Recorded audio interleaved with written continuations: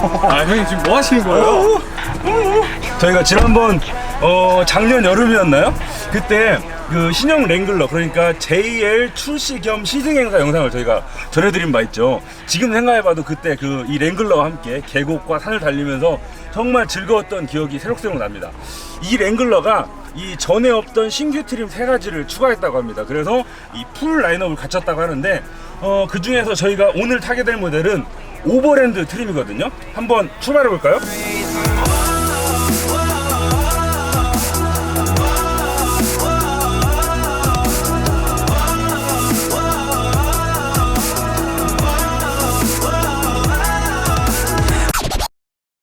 이 정도라면 이 랭글러를 탐으로 인해서 포기해야 되는 뭐 편의성, 고급감 이런 게 되게 많이 향상됐어요. 그렇죠. 예, 그냥 일반적인 우리가 타는 도시명 SUV랑 크게 다를 바가 없는 그 정도의 호화로움을 누릴 수 있게 됐네요. 안전만 좀 받쳐준다면.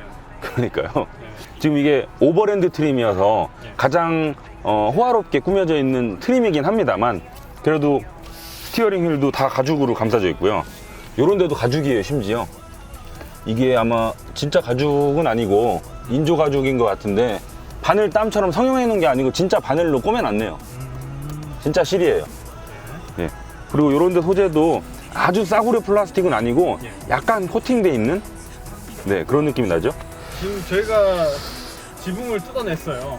요건 이제 오버랜드 모델이라서 앞쪽 지붕만 탈거를 할 수 있는데. 오늘 미세먼지도 별로 없어요. 네. 하늘이 파랗거든요. 다른 기자분들은 왜 뚜껑을 안 여시는지 모르겠는데 지프만의 네. 셀링 포인트가 아닐까 싶어요. 남과 다르다는 거. 1분기에 국내 수입 SUV 시장에서 2등 했다는 거는. 솔직히 말씀드리면 네. 이 지금 지프가 속해 있는 FCA 그룹이 네. 전체적으로 그룹 차원에서 지금 형편이 좋지 않습니다. 네. 근데 지프만 잘 나가요. 그죠. 예. 전 세계적으로 잘 나가요. 네. 근데 지금 이렇게 6세대로 진화했다고 하는 JL을 타보면 네. 잘 나갈만 합니다. 상품성이 되게 좋거든요. 딱 타봐도. 네, 지금 얘는 오버랜드 트림이어서 어떤지 모르겠는데 그 루비콘 트림 있잖아요. 네. 가장 하드코어한 루비콘 트림은 다 물청소할 수 있게 되어 있거든요. 아, 맞다. 그래서 네. 비 좀 들이쳐도 상관없어요. 이 바닥에 이 물 빠지는 구멍 있잖아요. 그쵸. 네. 물청소할 수 있게 되어 있기 때문에 뭐 비 좀 맞는다고 나는 감기 걸려도 차는 별로 지장이 없습니다. 그 험로 다니다 보면 막 신발에 진흙 이런 거 엄청 묻을 거 아니에요. 그렇죠. 그 신발을 신은 채로 차에 타야 되는데 만약에 물청소를 못하면 네. 엄청 그 세차를 내먹을 거 아닙니까? 좌우 펜더가 보이지 않으니까 본인만 보면 차가 상당히 좁아 보이거든요. 근데 이렇게 보면 바퀴는 실제로 폭을 차지하고 있어서 느낌이 방금 되게 좁은데 나갈 때 조금 신경 쓰이네요. 조금. 그죠. 이거 차폭감 없으면은 아마 네. 한쪽 긁을 수도 있어요. 근데 이것도 뭐 금방 적응될 거예요. 한 몇 번 끌고 나면은 그죠? 그리고 지금 얘는 오버랜드 트림이어서 상당히 도심주행, 데일리카, 고급스러움 이런 걸 추구하는 모델이기 때문에 지금 펜더가 차체랑 같은 컬러로 만들어져 있는데 루비콘 같은 경우에는 그냥 검정색 플라스틱이거든요. 통째로. 예. 그래서 더 긁힘의 내구성이 좋죠. 어댑티브 크루즈 컨트롤이 들어가 있어요. 그렇죠. 어댑티브 크루즈 컨트롤도 들어가 있고 또 전방 추돌 경고 기능도 들어가 있습니다. 스티어링 휠을 보조해주고 네. 차를 스스로 세워주고 뭐 그런 기능은 아니고요. 예. 그냥 경고 차원. 랭글러에 이런 기능이 들어갔다고 하니까 좀 낯서네요. 왠지 이상하게 네. 랭글러는 안 들어갔어도 알겠어 그러고 넘어갈 수 있는 그런 느낌 아니에요, 좀? 그죠? 이미지가? 네. 이 가격에 다른 차가 안 들어갔다면 뭐라고? 그것도 빠졌어? 할 텐데 얘는 알겠어. 그래. 타자마자 느껴지는 건 왼발 풋레스트가 없어서 상당히 어색합니다. 발을 어디다 둬야 될지 약간 네. 방황해요, 왼발이. 그죠? 그러네요. 원래 풋레스트가 원래 딱 있어야 되는데 없죠. 풋레스트를 여기다 만들 수가 없거든요, 여기다가. 왜냐면 이 차체 공간이 앞으로 이렇게 좁아져야 되기 때문에 상당히 어색하죠. 그 출시 현장에서도 똑같이 말씀드렸다는 게 기억이 나는데 네. 이 계기판도 그렇고 센터 디스플레이도 그렇고 해상도 정말 좋네요. 아, 많이 좋아졌어요. 예. 네, 그 폰트가 지금 굴림체긴 한데 괜찮아요. 아, 뭐 촌스러운 느낌 안 나요. 네, 이상하게 여기 잘 어울려요. 아니, 왜 보통 우리 디자인과에서 배울 때 보면 굴림체 절대 못 쓰게 하잖아요. 그렇죠. 굴림체는 가독성만을 위해서 만들어진 폰트라서 이 디자인이랑 거리가 먼 글씨체거든요. 네. 마세라티의 계기판에 보면 현탄핵이라는 용어 있잖아요. 네. 그리고 푸조에도 보면 뭐 차량을 닫으십시오. 그러니까 한글화가 잘못된 대표적인 사례인데 땡땡 코리아랑 수입사, 네. 땡땡 코리아랑 땡땡 본사랑 네. 이제 차를 출시하기에 앞서서 이런 한글화 그 협업을 하잖아요. 네. 근데 그게 쉬운 일이 아니라고 하더라고요. 아, 이 시스템을 본사 측에서 한번 구축을 해놓고 네. 그걸 한글화 시키는 과정이 네. 되게 어렵대요. 우리가 생각하는 것처럼 그냥 컴퓨터에 한글 자판 치는 그런 문제가 아니고 네. 한글화가 아예 안 되는 시스템도 있고요. 한글을 처리하는 게 영어 폰트보다 상당히 용량을 많이 차지한다고 합니다. 유니코드 뭐 이런 거. 그쵸, 뭐 네. 몇 비트 이런 게 있잖아요. 그죠. 네. 그래서 상당히 용량도 많이 차지하고요. 네. 한 땡땡 코리아에서 한글 번역을 싹 해가지고 보내주면 네. 그쪽에서 그걸 한글화 시키는 사람들은 한글을 전혀 모르는 사람들이 그걸 또 해요. 게다가 엔지니어들이에요. 그러다 보니까 그게 이제 제대로 먹히지 않는 거고, 이거 이렇게 안 보냈는데 틀렸습니다 하고 바꾸려고 하면 이미 거기에서는 네. 뭐 양산 단계에 이미 이르러 버렸기 때문에 네. 다시 돌아가는데 엄청 어렵고, 그쵸. 이게 우리가 생각하는 만큼 쉽지 않다고 합니다.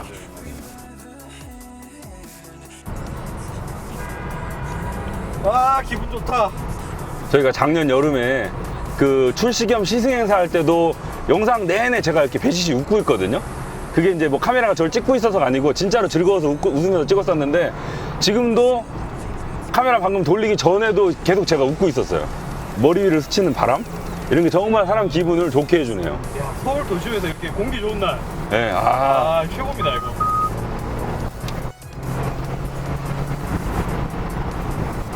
엔진이 느낌이 어떤가요? 지금 잠시 정차 중인데. 예. 그 2리터 4기통 가솔린 엔진 들어가 있잖아요. 네. 그리고 272마력에 40.8kgm래요. 나름 쥐어짜는 엔진이죠. 배기량 대비 출력이 상당히 많이 나오는 엔진인데, 제형표만 놓고 보면 찌프랑 좀 성격이 안 맞는 거 아니야? 저속에서 네. 토크발로 달려야 되는 엔진이 좀 더 어울릴 것 같은데, 네. 마력을 되게 많이 쥐어짜내고 있는 엔진이란 말이죠. 물론 이제 고속으로 달려봐야 알겠습니다만 시내에서 이렇게 훅 치고 나가는 느낌은 상당히 가벼워요. 시내 구간에서 뭐 추월 가속 이런 거 할 때 답답함 같은 거 없고요. 네. 근데 다만 얘가 지금 몸무게가 지금 우리가 타고 있는 게 4도 모델이잖아요. 네. 랭글러 전체 라인업 중에서 가장 무거울 거예요. 2075kg? 2톤이 넘어요. 네. 몸무게가. 그리고 가장 가볍다고 하는 스포츠 투도어 모델도 1830kg인가? 대략 그 정도 나가거든요. 네. 그러면 이미 걔도 가벼운 차는 아닙니다. 그죠. 덩치로 봤을 때 1800kg이 넘으니까. 네. 그래서 달려보면 엔진 힘이 부족하다는 느낌보다 차가 중량이 좀 나가는 차구나 이런 느낌은 쉽게 받을 수 있죠.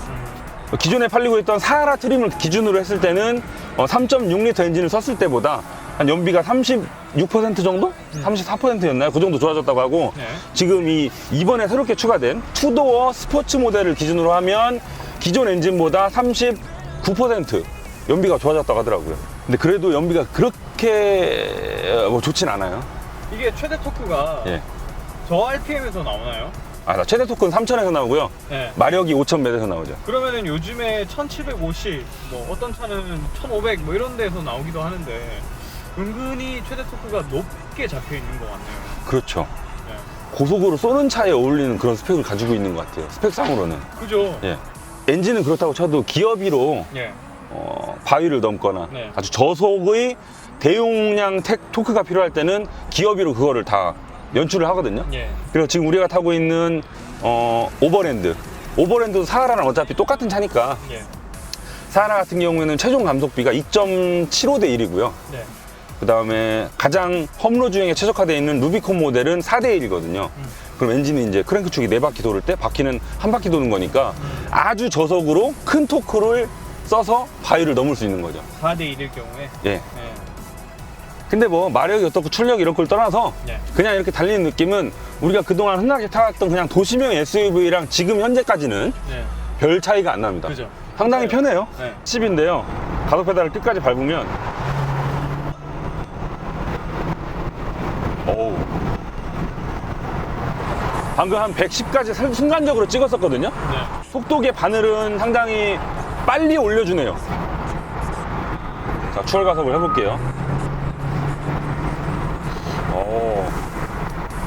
전혀 안 답답해요. 전혀. 이건 저 개인적인 의견일 수도 있습니다만, 네. 컴파스 시승하면서 제가 똑같이 언급했던 부분이 뭐냐면, 왠지 차가 출력 대비 상당히 안 나가는 느낌이었었거든요. 네. 뭔가 되게 부속이 뻑뻑해가지고 출력은 뭐 이 정도면 이거보다 훨씬 더 잘 나가야 되는데 차가 엄청 열심히 일을 하고 있는 느낌인데도 불구하고 실제 속도는 안 올라가는 그런 느낌을 받았었어요, 제가. 근데 얘도 그런 느낌이 없진 않아요. 컴파스만큼은 아닌데 이렇게 해보면 지금 뭐 엄청 열심히 일하거든요. 근데 조금 다른 그냥 승용차 탈 때보다는 뭔가 뻑뻑한 느낌? 구형 이 랭글러를 타셨던 분들의 얘기에 의하면 이런 느낌이 정말 심했다고 그래요. 그거에 비하면 정말 사뿐하게 나가는 거죠. 그리고 지금 기어는 ZF-에서 가져온 8단 자동 변속기를 물리고 있는데 수동으로 한번 변속을 해볼게요. 지금 현재 단수도 계기판에 표시를 해주네요. 지금 7단에 물려 있고요. 상당히 여유 있는데요. 6단, 7단, 8단. 8단에서 시속 100이면 RPM이 1500, 600 그 정도네요. 뭐 다른 차들이랑 크게 다르지 않아요, 이런 부분은. 근데 수동으로 변속을 했을 때 기어를 낮추면 8단, 다운, 다운, 다운, 다운, 업, 업, 업, 업. 이렇게 그 느낌이 여유로워요. 뭐 보채는 느낌이 없습니다, 엔진을. 업이나 다운이나 상당히 되게 여유롭게 설정이 되어 있습니다. 이 추월 가속 같은 걸 연출하려고 가속 페달을 좀 깊게 밟으면 쉬프트 다운을 하잖아요. 네. 그때 약간의 충격이 오는 경우도 있습니다. 이게 한 단 내렸다가 한 단 더 내려야 되겠네 할 때 약간 충격이 있어요. 네. 방금도 약간 울컥하잖아요, 차가. 네. 그 RPM이 웅 뜨는 사이에 약간의 충격이 오긴 해요.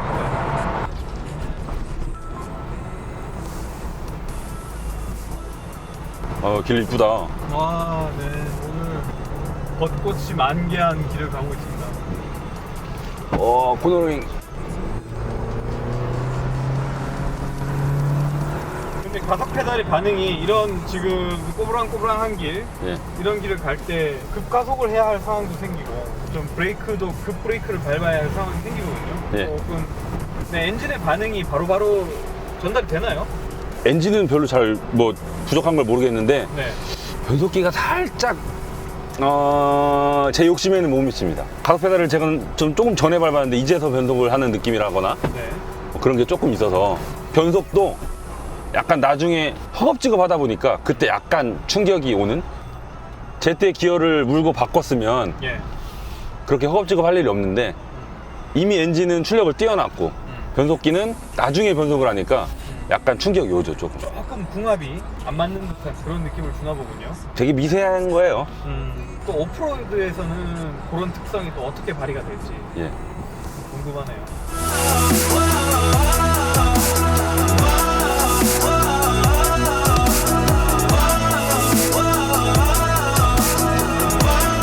생각보다 가속감이 좋았던 거 말고도 조금 의외인 반응이 뭐냐면 브레이크예요, 브레이크. 이 브레이크도 밟으면 브레이크 밟는 거를 10단계로 나눴을 때 처음에 한 1 정도만 밟았거든요, 지금 이렇게. 근데 1 정도만 밟았을 때도 예상했던 것보다 솔직하게 반응이 옵니다. 저는 이 지프가 상당히 여유로운 설정이고 좀 출렁거리고 되게 나긋나긋하기만 할 줄 알았는데 이 브레이크 세팅은 생각했던 것보다 초반부터 반응이 빨리 옵니다. 처음에 밟을 때부터 바로바로 반응이 와요. 이게 좀 꺼지다가 나중에 밟는 게 아니고 처음부터 지금부터 오거든요. 조금 세게 밟아볼게요. 확실히 이 롤링 같은 거는 걱정했던 것만큼 나오네요.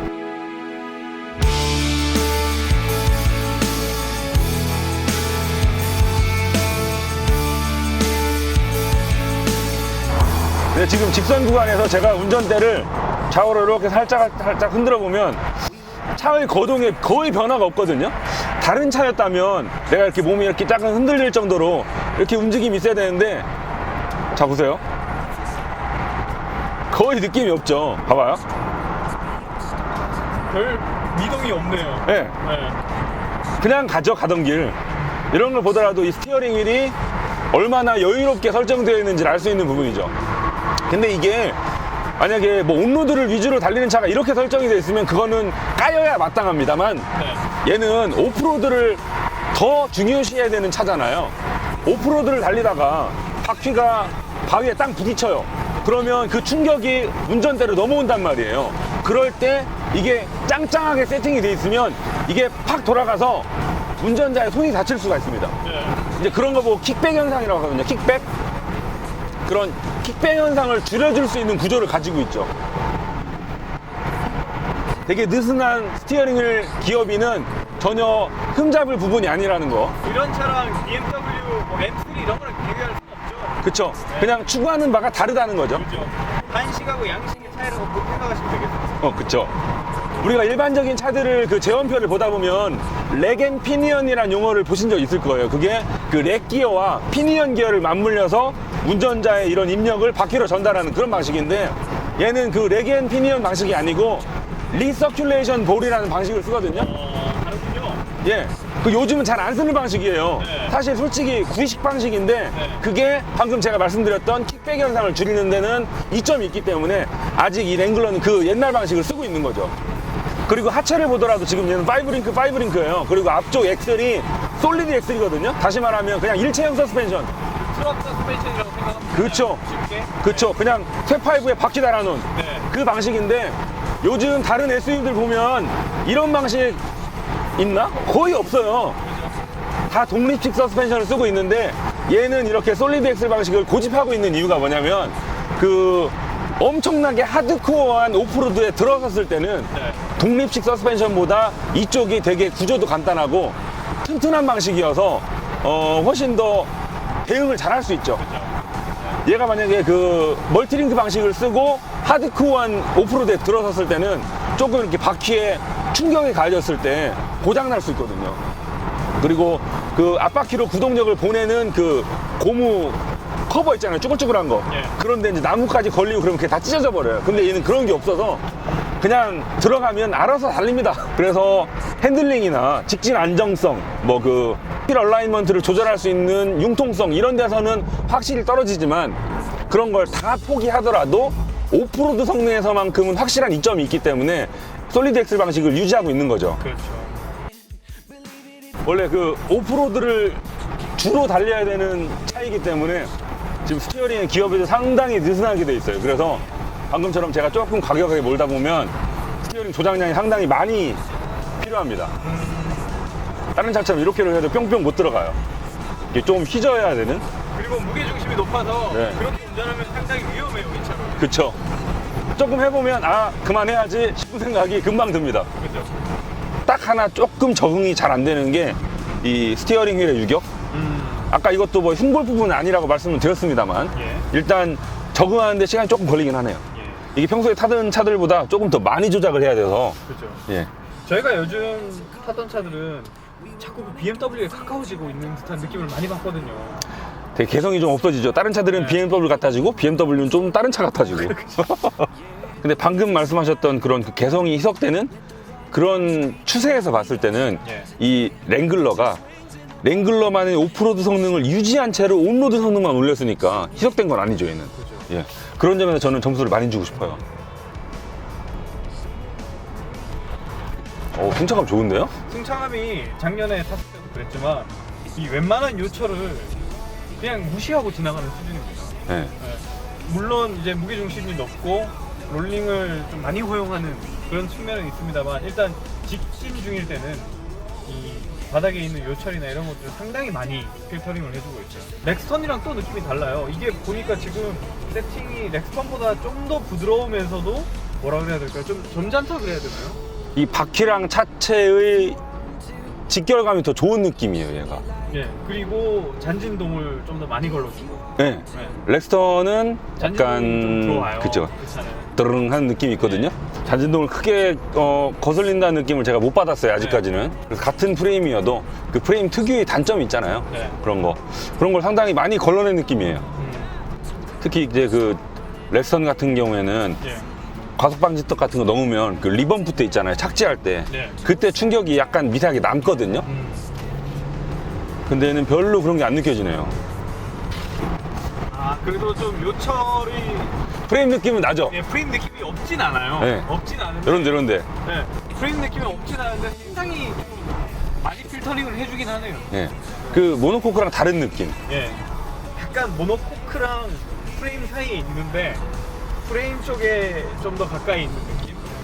프레임의 불필요한 잔진동 이런 걸 많이 지웠어요. 네, 다만 이제 스티어링 조작량을 좀 많이 줘야 되고 무게중심이 높다 보니까 거기에서 오는 약간의 불안감? 그런 게 있을 뿐 다른 주행 느낌은 그냥 내가 평소에 타던 다른 SUV랑 똑같아요. 그러니까 이런 게 과거의 랭글러보다는 확연하게 좋아진 부분이죠. You can change anything if you want to. Sing it like ooh, if you want to. 아 오늘 이렇게 미세먼지도 없는 날 네. 뚜껑 열고 다니니까 진짜 기분 좋습니다. 오픈카인데 빨간색이야. 빨간색이야. 아, 이게 딱, 진짜 지프야. 딱 하나 마음에 안 드는 건 남자 둘이 타고 있다는 거. 자 저희가 이제 고속도로를 빠져나왔는데요. 예. 방금 이제 좀 고속으로 주행해 보셨잖아요. 네네. 느낌이 어떻던가요? 나쁘지 않아요. 되게, 생각했던 것보다 상당히 좋거든요. 이 JL이 처음 나왔을 때 우리나라 아직 안 들어왔고요.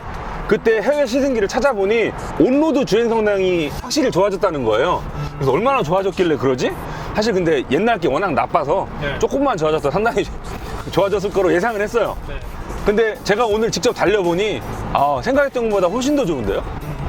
그 지난번에 오프로드 성능이야 저희가 충분히 느껴봤고 감동 정도의 만족감을 느꼈었는데 온로드 성능도 이 정도 좋아졌다면 예전에는 정말 오프로드 성능 때문에 온로드 주행 성능을 상당히 많이 포기를 했었어야 됐잖아요. 네. 근데 이 정도라면 이 데일리카로 타고 다니는데 그렇게 아쉽지 않은 정도, 그 정도의 고속주행 안정감, 온로드 주행 성능 이런 걸 갖췄네요. 네. 근데 엔진 소리는 생각보다 큰데요? 지금 뚜껑을 열어놔서 그런 거 아닐까요? 네. 컴파스 탈 때도 그랬고 예. 엔진음에 대해서 크게 신경 안 쓰는 것 같아요, 지프 자체가. 아마 뚜껑을 닫아도 실내로 많이 들어올 것 같거든요, 아마. 자, 아무래도 이게 그 피스로 이렇게 조각조각 나눠져 있고 네. 그렇다 보니까 그 틈으로 많이 소리가 들어올 것 같아요. 근데 이 하드탑 자체도 네. 구형 하드탑보다는 그 밀폐성이 훨씬 좋아졌다고 그러거든요. 요거는 저희가 나중에 시승차를 빌려가지고 데시벨 측정을 한번 해보겠습니다. 얼마나 나오는지. 그럼 이제 숫자로 딱 나오니까 확실하겠네요. 네. 근데 이 와인딩도요, 사실 예.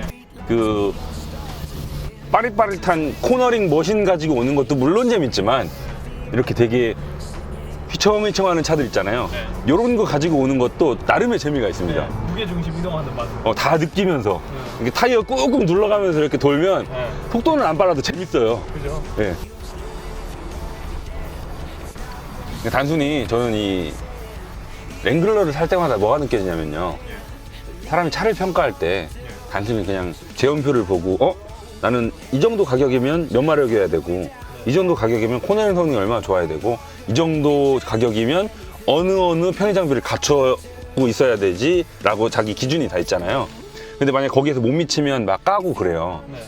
물론 그럴 수 있죠. 근데 정작 내가 이 차를 소유하고 타고 다니면서 그 차가 나한테 즐거움을 주는 정도는 종이에 안 나오는 거거든요. 설사 나는 이 편의 장비가 없어서 경쟁 모델보다 뒤지더라도 다른 부분에서 그 차가 나한테 즐거움을 많이 준다면 나는 그 차가 더 좋은 그렇죠. 그런 게 있거든요. 그래서 만약에 이 랭글러도 뭐 경쟁 모델이랑 같은 가격대에서 비교를 했을 때 뭐 쟤는 뭐 있는데 얘는 없고 뭐 온로드 성능이 뭐 좀 코너링이 되게 차가 뒤뚱뒤뚱하고 싫고 좋고를 딱 나눠야 된다면 얘가 좀 빠질 수는 있겠지만 네. 그럼에도 불구하고 그냥 즐거움을 주는 양으로만 친다면 뒤지지 않는다고 It's 생각합니다. no use living if you're already dead. It's not worth saying if it's already said. Even if it all goes over your head, believe it if you want to. So keep your eyes on the road and your head in the stars. Follow it down the rabbit hole just a little while longer. You can change. 네, 저는 지금까지 이 오버랜드를 타고 중간 기착지에 왔습니다. 이 오버랜드가 뭐냐면 기존 이 JL 랭글러 같은 경우에는 스포츠, 사하라, 루비콘 이렇게 세 가지 트림이 있었거든요. 근데 이 세 가지 트림에 바로 이 오버랜드 트림을 하나 더 추가한 겁니다. 사하라보다 훨씬 좀 더 편의 장비를 많이 넣고 고급스럽게 꾸민 가장 도심에 어울리고 데일리카를 쓸 수 있는 트림이 바로 이 오버랜드 트림이 된 거죠. 자, 그리고 또 하나 추가된 트림이 있는데 여기 보시는 이 투도어 모델입니다. 투도어 모델. 기존에 작년에 출시됐던 이 JL 모델이 전부 4도어 트림밖에 없었습니다. 근데 이번에 이 투도어 모델이 추가된 거죠. 투도어 모델은 스포츠 투도어 모델하고 루비콘 투도어 모델이 추가됐습니다. 네, 이렇게 오버랜드 투도어 트림에 이어서 하나 더 남았죠. 바로 이 파워탑 트림입니다. 파워탑 트림. 이게 뭐냐면 이 옆에는 그냥 다른 차들처럼 하드탑을 달고요. 이 지붕 쪽에다가 이렇게 보이시는 것처럼 캔버스탑 지붕을 장착한 모델이에요. 요게 기존의 소프트탑은 손으로 다 일일이 뜯어가지고 열었어야 되는데 얘는 전동으로 버튼만 누르면 열었다 닫았다 할 수 있거든요. 시속 97km까지 달리는 와중에 20초 안에 열었다 닫았다 할 수 있다고 하네요. 근데 지금은 이 파워탑 트림이 가장 비싼 트림이고요. 지금은 루비콘에만 적용이 되어 있지만 앞으로 뭐 사하라나 스포츠 트림에도 적용이 될 가능성이 있다고 합니다. 저 문 열어서 위에 어떤지 한번 보여주시겠어요? 그럴까요? 와, 뒤에까지 열리네.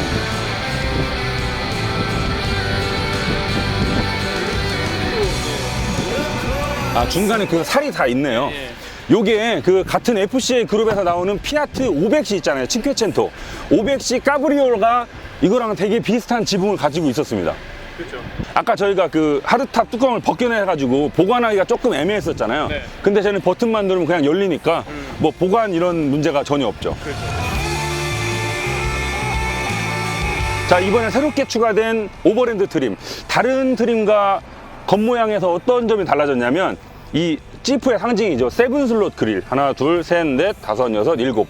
요게 이제 상징인데 잠깐만 새길로 빠져보자면요. 이 지프는 앞에 지프라고 글씨도 없고요. 엠블럼도 없고요. 아무도 없습니다. 바로 이 동그란 헤드램프하고 세븐 슬롯 자체가, 그러니까 얼굴 자체가 그냥 엠블럼이에요. 그래서 아무것도 글씨가 없죠. 자, 본론으로 돌아와서 이 오버랜드 트림은요, 세븐 슬롯 그릴 가운데 이렇게 크롬 장식이 들어가 있습니다. 이게 조금 고급스럽게 보여주는 그런 요소고요.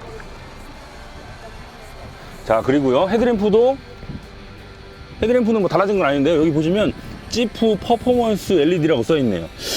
지프가 언제부터 이렇게 세련미를 추구했었죠? 상당히 되게 테크니컬한 첨단 느낌이 많이 나네요. 옆으로 가보시면 오버랜드 트림만의 특징이 여기 이 18인치 전용 휠인데요. 테크 그레이 휠이라고 합니다.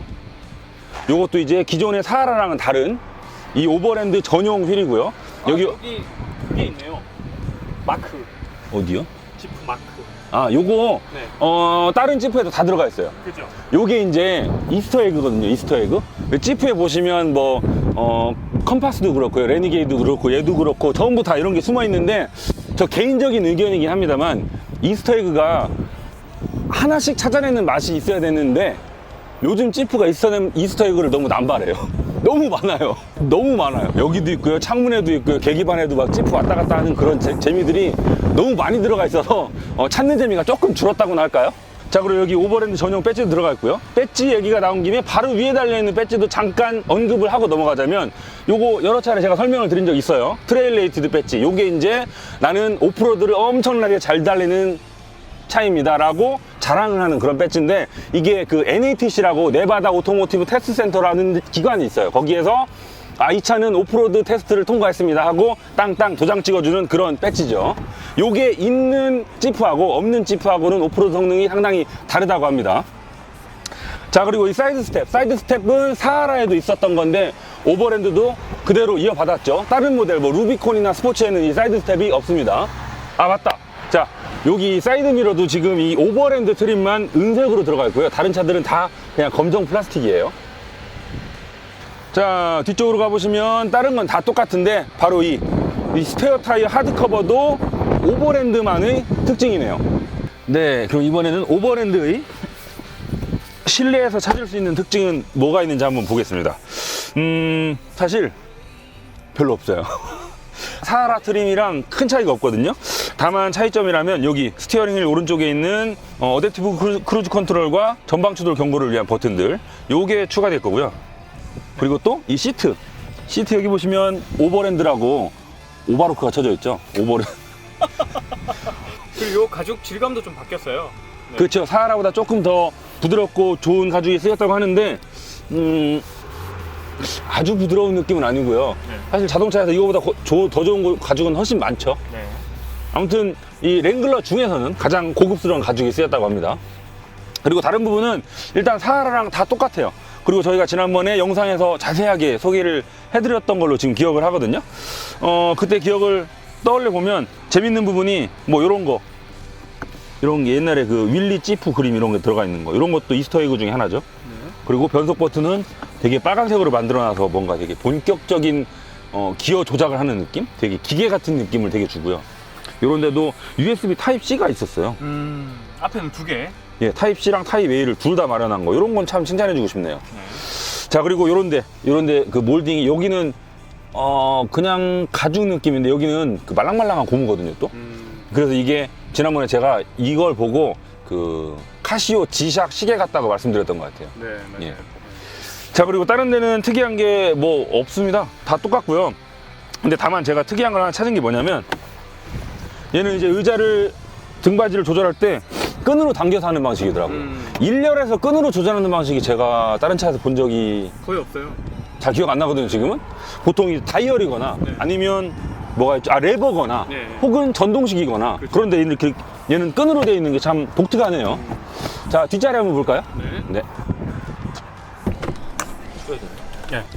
자, 2열은요. 자, 2열도 독특하네요.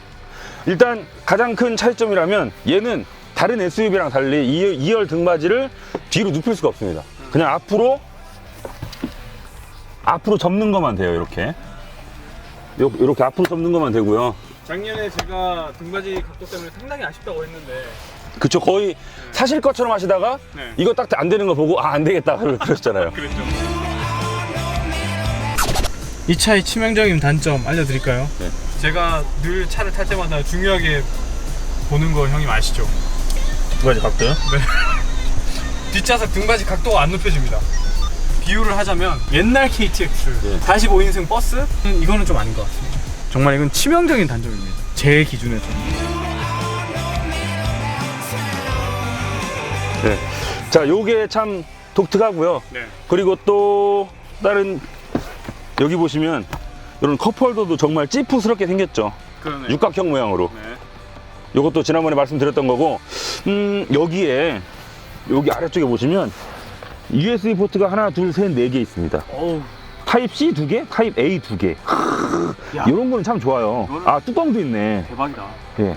220 단자도 있네요? 네, 여기도 보시면 230V 단자? 예. 네. 그러니까 요 부분만 딱 오려놓고 보면 정말 되게 칭찬해주고 싶어요. 네. 여기는 120점이네요. 그렇죠. 네. 그리고 이런 데 수납 공간 다 마련해뒀는데 글쎄요, 없는 것보단 낫죠. 근데 아쉬운 거는 이 등받이. 아, 여기 그죠. 이게 예. 얘가 오버랜드 트림이잖아요. 네. 그래서 가장 뭔가 고급스러움을 추구하는 모델이다 보니 네. 이렇게 가죽으로 수납 공간을 마련했어요. 네. 주머니를. 근데 저희가 지난번에 루비콘 모델을 찍으면서 칭찬했던 부분이 되게 개성 있었던 게, 그 군대 갔다 오시는 분들은 아실 텐데 군장에 보면 고무줄을 이렇게 막 얼기설기 있는 부분이 있어요. 거기 이제 그 여러 가지 유틸리티를 장착을 할 수 있는 그런 게 있는데, 이 등받이가 딱 그것처럼 생겼었거든요. 예. 고무줄을 이렇게 막 얽혀 있는. 여러 가지 툴들을 걸어 놓을 수 있었죠. 그쵸. 네. 장착을 할 수 있는. 근데 얘는 그 개성이 좀 없어진 게, 사라졌어요. 예. 네. 근데 뭐 사하라나 네. 이 오버랜드처럼 이 도심주행, 데일리카 그런 데 성격이 좀 맞춰져 있기 때문에 이게 좀 더 일반적인 구성이긴 하죠. 네. 예. 1열 등받이 뒤에 있는 선들인데 이게 뭐냐면 이게 뭐죠? 이름이 유틸리티 그리드래요. 그래서 각종 뭐 네. 연장이나 가방 이런 거에다 걸 수 있는 거죠. 이거 군장이에요, 군장. 군장에 딱 이거 있거든요. 네. 지프에 네. 기원이 어디에서 왔는지 다시 한번 확인할 수 있는. 아, 이게 DNA네요. 그죠? DNA. 역시 네. 문을 떼었다 붙였다 할 수 있게 만들기 위해서 스위치를 이쪽에 옮겼죠. 그죠. 요 문짝 4개를 성인 아까 한 8명이 나왔나요? 한 8명까지는 아니. 하여튼 네 예. 문짝에 동시에 성인들이 붙어서 예. 떼냈는데 2분 58초가 걸렸어요. 예. 문 4개 떼고 뒤에 창문 떼고 네. 지붕 떼고. 그죠. 예. 그 예전 모델은 한 30분 정도 걸렸었다고 해요. 근데 이번에 시간을 대폭 줄였죠. 그 앞유리를 제거하는데도 예전에는 볼트를 24개 풀었어야 되는데 이제는 4개만 풀면 된다고 설명하시더라고요. 상당히 간편해졌네요. 그쵸.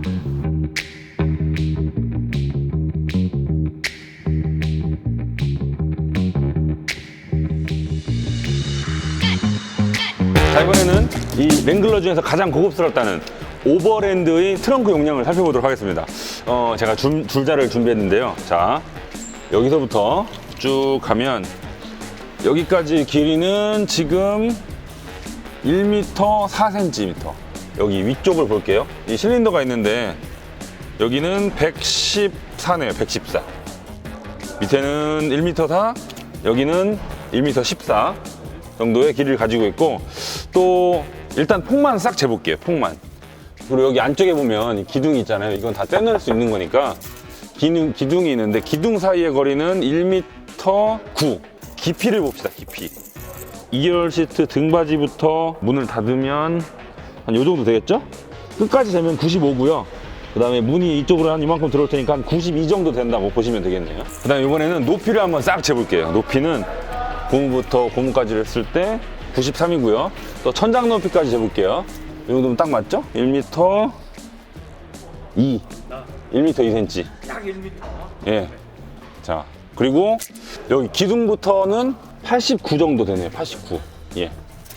자, 요 정도의 치수를 가지고 있습니다.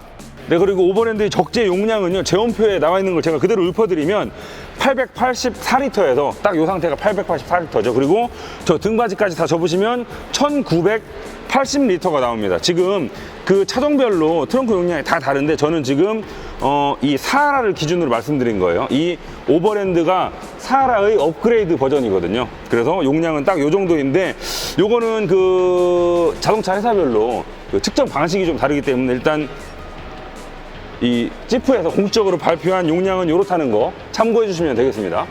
이번에는 그냥 어느 정도인지 일상생활에서 넣어볼 수 있는 물건이죠. 골프백 한번 넣어보도록 하겠습니다. 저기 채 다 들어있는 풀세트죠? 지금 제가 겨우겨우 들고 있습니다. 무거워서. 네, 풀세트입니다. 드라이버까지 다 들어있는. 다 들어있습니다. 여기. 예. 넣어보면 일단 가로는 안 돼요. 그리고 대각선으로는 충분하네요. 예. 일단 가로는 안 되고, 뭐 당연히 세워도 안 되겠죠. 세워도 안 되고요. 그냥 대각선 딱 요 정도로 실을 수밖에 없네요. 그러면 이제 좀 쌓고 하면 한 4-5개는 그쵸? 충분히 들어갈 수 있을 것 같아요. 그쵸? 네, 빈 공간에 보스턴 백도 좀 집어넣고. 네, 이렇게 하면 낮아지니까 더 실을 수도 있고요. 네. 자, 그리고 지난번에 그 다 전해드리긴 한 얘기긴 한데요. 여기 보시면 이제 이런저런 파츠들을 떼고 나면 볼트가 나오잖아요. 볼트 여기에 다 보관할 수 있도록 이런 구멍들도 뚫려 있네요. 이런 센스를 네. 여전히 발휘하고 있군요. 네. 근데요, 네. 여기 한번 찍어 주실래요? 여기 이런 데 보시면 네. 이 단자가 네. 이렇게 다 나와 있잖아요. 네. 요게 이제 지붕 떼고 뒷유리 떼고 할 때 이 네. 케이블을 쉽게 떼어낼 수 있도록 이렇게 네. 이렇게 만들어 놓은 건데, 네. 저는 이걸 약간 꼬집고 싶은 게, 네. 뭐 떼어날 수 있게 만든 건 좋습니다만, 네. 요걸 이렇게까지 전선 가닥이 다 보이게 만들었어야 했나. 그렇죠. 조금 그냥 뭐 일반적인 USB 케이블 정도로 좀 정리해가지고 네. 딱 낄 수 있게 만들었으면 훨씬 더 좋지 않았을까. 이건 무슨 본닛 안쪽도 아니고요. 군용차가 아니고. 네, 이건 조금 아쉽네요. 마무리를 하다 만 느낌? 자, 트렁크는 여기까지 살펴보도록 하겠습니다.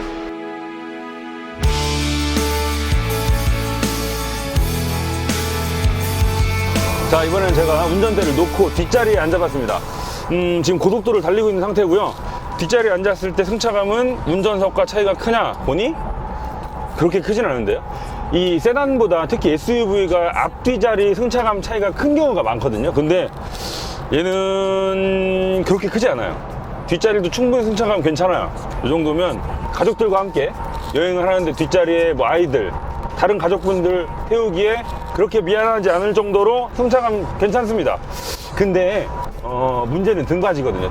등받이가요, 이렇게 하면 앞으로 폴딩은 됩니다. 앞쪽으로는 폴딩이 돼요. 근데 등받이를 뒤로는 눕힐 수가 없어요.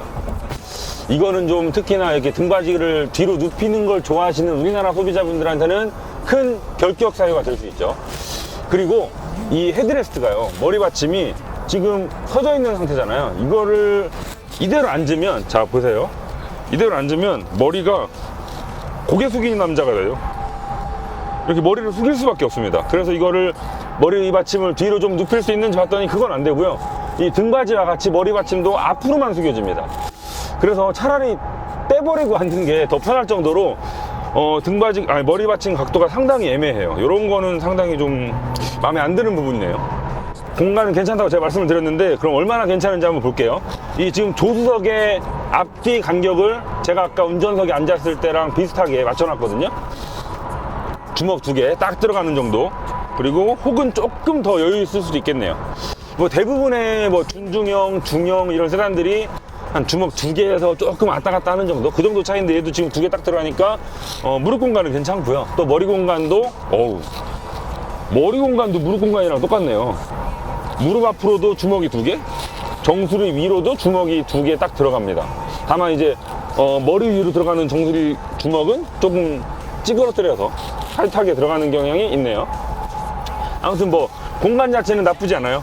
그 보통 이 옆유리가 머리 쪽으로 안으로 들어오는 이 각도, 이것도 이제 스포츠카들이 훨씬 더 많이 들어오고 좀 SUV들이 훨씬 더 서 있고 이러거든요. 근데 이것도 지금 아시겠지만 이 랭글러라는 차가 되게 박시하잖아요. 그래서 옆 창문도 거의 90도로 서 있기 때문에 이 옆에 창문과 내 머리 사이의 간격도 충분합니다. 이 랭글러의 뒷자리에서 상당히 특징으로 꼽혀지는 게 뭐냐면, 천장을 따라서 지나가는 이 프레임이에요. 이게 프레임인데 이 위에 천장을 다 벗겨내더라도 얘는 고정이거든요. 이 안으로 그 프레임이 다 들어있어서 차체 강성을 유지해 줄 텐데, 이제 험로를 가다 보면 차체가 심하게 흔들릴 거 아닙니까? 그럴 때 어디를 잡아야 좋을지 봤더니 여기 손잡이가 하나 있긴 해요, B필러에. 근데 요거 하나 가지고 부족해서 어디를 잡으면 좋을까 봤더니, 이 천장을 딱 잡으면 이 천장이 그냥 그 플라스틱 커버로 씌워놓은 게 아니고 손을 딱 얹으면 손으로 이렇게 딱 잡기 쉽게끔 되어 있습니다. 그래서 여기 손 딱 얹고 여기 잡으면 차가 아무리 흔들려도 몸을 딱 지탱할 수 있게끔 그런 자세를 만들어 주네요. 이런 거 상당히 그 인체공학적으로 잘 만들어졌는데요. 그리고 여기 천장에도 지금 스피커가 달려 있는데, 지금 저희가 타고 있는 오버랜드 트림은 스피커 9개짜리 알파인 사운드 시스템이 들어가 있습니다. 그래서 여기 그 다음에 또 앞쪽에도 우퍼까지 포함해서 총 9개 스피커가 들어가고요. 이런데 이 창틀 부분으로 철판이 다 드러나 있잖아요. 이게 만약에 다른 승용차에서 이렇게 철판이 많이 드러나 있었다면 에이 좀 이런데 플라스틱으로 좀 덧대놔가지고 고급스럽게 만들어주지 라고 지적을 했을 법합니다만, 이 랭글러지 않습니까? 랭글러는 아예 다른 잣대로 좀 좋고 나쁨을 가늠해야 되는 것 같아요. 그래서 이 랭글러가 오히려 차체 철판이 드러나 있으니까 오히려 더 멋있는 느낌이 나는 뭐 그런 느낌인데요. 이런 데 보시면 경첩도 다 보이죠. 이것도 이제 그 오프로드에서 문을 다 떼어낼 수 있도록 만들어져 있기 때문에 이런 게 다 드러나 있습니다. 지금 여기 센터 콘솔 뒤쪽으로 보시면 창문 스위치가 앞쪽에서랑 마찬가지로 여기에도 이 창문이 아니고 센터 콘솔의 가운데에 있습니다. 그래서 이렇게 원터치는 아니에요. 그리고 그 밑으로는 USB 단자가 타입 C랑 타입 A랑 하나 둘 셋 넷 개, 총 4개 있어요. 타입 C 2개, 타입 A 2개. 그리고 밑으로는 230V 단자도 있고요. 이런 점은 정말 되게 마음에 드는 구석이네요. 그리고 그 밑으로는 핸드폰이 딱 들어갈 수 있을 정도의 수납 공간이 있는데, 이런 것도 없는 것보다 훨씬 낫죠. 여기 지금 컵홀더가 있거든요. 컵홀더도 그 지프 혹은 이 랭글러의 이미지가 딱 맞아떨어지는 육각형 형태로 되어 있고요. 이 올록볼록한 그 엠보싱 처리가 되어 있어서 뭘 딱 음료수를 올려놓더라도 뒤뚱거리지 않게끔 딱 잡아주는 역할을 합니다. 그리고 있잖아요, 다 끝이 아니고 여기 여기다 혹시라도 음료수를 놨다가 오프로드로 들어갔는데 차가 뒤뚱거려서 음료수가 쏟아질 수 있잖아요. 그럴 때는 여기 이 커버를 벗겨가지고 요 채로 닦으시면 됩니다. 근데 이 등받이 뒤쪽으로 약간 아쉬운 점이 눈에 띄었거든요. 이게 뭐냐면 그 의자를 앞뒤로 슬라이딩 시킬 수 있는 레일이 있어요. 레일. 보통의 요즘 나오는 차들은 그 레일 끝부분, 철판 절단대 부분 있잖아요. 거기다가 플라스틱 캡을 이렇게 씌워 놓는데, 얘는 지금 보니까 레일이 이렇게 있고 그 철 레일 끝이 그냥 뚝 잘려 있고 그게 다입니다. 뭔가 플라스틱 마감을 해놓지 않았어요. 그 의자가 부드럽게 왔다 갔다 할 수 있게끔 그리스가 이렇게 칠해져 있거든요. 근데 혹시라도 그 일렬 엉덩이 받침 밑으로 발을 이렇게 넣었을 때 운동화가 여기 닿게 되면 신발에 그 그리스가 묻을 수도 있고요. 혹시라도 손이 닿게 되면 조금 날카로울 수 있거든요. 저런 마감은 아무리 눈에 보이지 않는 곳이긴 하지만 조금 아쉽습니다. 그리고 하나 더 말씀드릴 수 있는 건 보통 이렇게 사륜구동 시스템이 들어가 있는 차들은 센터 터널이 훅 튀어나와 있잖아요. 그래서 가운데 앉으시는 분들이 좀 다리 놓기가 좀 불편한 경우가 많은데 얘는 사륜구동 모델임에도 불구하고 센터 터널이 한 요 정도? 생각보다는 조금 튀어나와 있습니다. 근데 이게 워낙 지상고가 높은 차다 보니까 차체 바닥 아래로 충분히 그 드라이브 샤프트가 지나갈 수 있는 공간을 확보할 수 있었던 것 같아요. 네, 오늘은 지프 랭글러를 만나봤습니다. 이 랭글러가요, 우리나라 시장에서 드디어 스포츠, 사하라, 이 오버랜드, 그리고 가장 하드코어한 루비콘까지 전 라인업을 다 갖추게 됐습니다. 그리고 기존에는 4도어밖에 없었지만 2도어도 추가를 했고요. 또 지붕도 이 파워탑까지 갖추게 되면서 미국에서 살 수 있는 랭글러랑 똑같은 전 사양을 우리나라에서 다 만나볼 수 있게 된 거죠.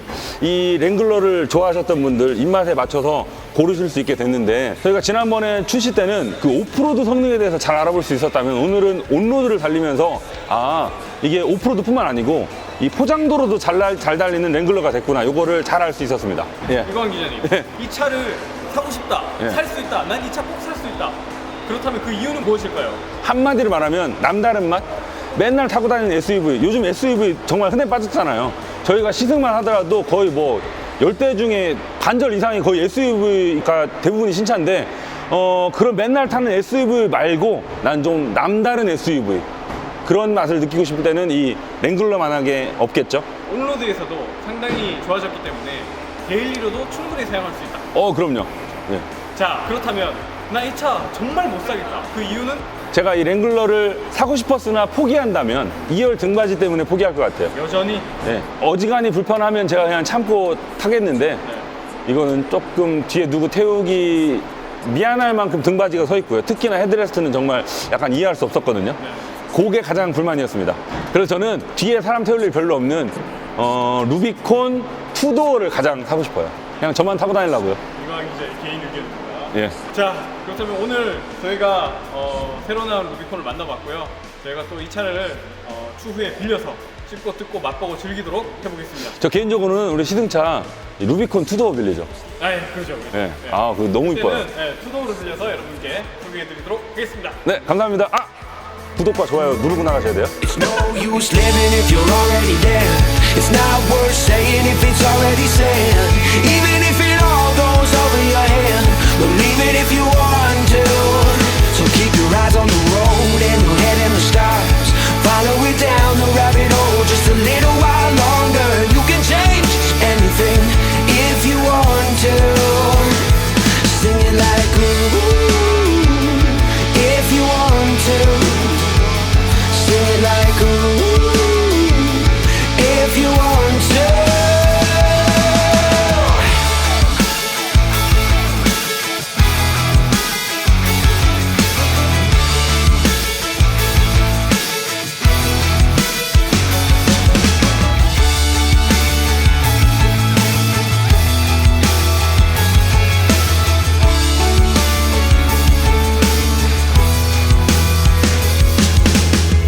If you're scared of the dark, let the rundown street lights be your stars. Let them know who we are, let them shine for you. It's no use living if you're already dead. It's not worth saying if it's already said. Even if it all goes over your head, believe it if you want to. So keep your eyes on the road and your head in the stars. Follow it down the rabbit hole